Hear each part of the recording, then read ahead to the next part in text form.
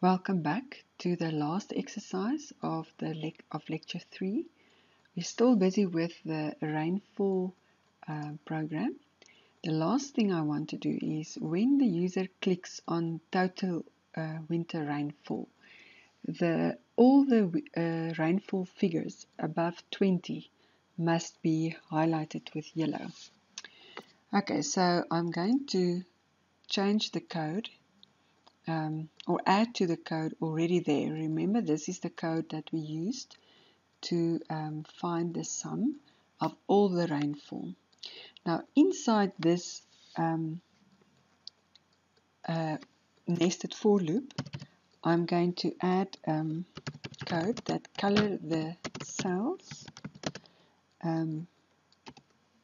background to yellow if the value is greater than 20. Okay, and the way in which I'm going to do it is I'm going to write an if statement. So I say if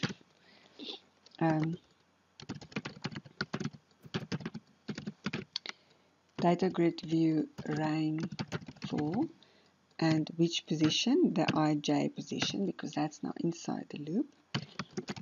If this value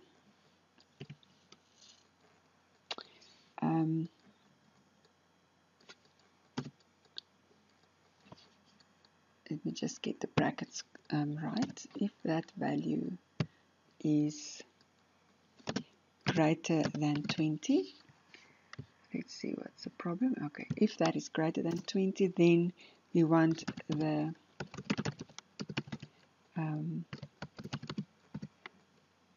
background color to change to yellow. And now I'm using the code.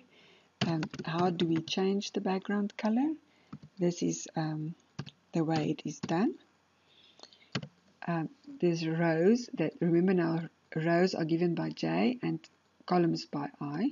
So this gives the rows, this gives a column. And then this is style back color equals color.yellow. Right. Okay, so the only code that I added is are these two lines inside the already existing nested for loop.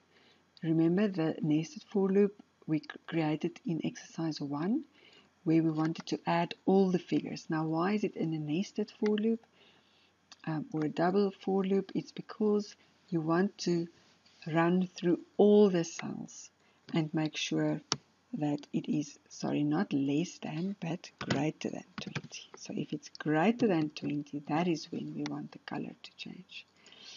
Okay, so let's see how it works.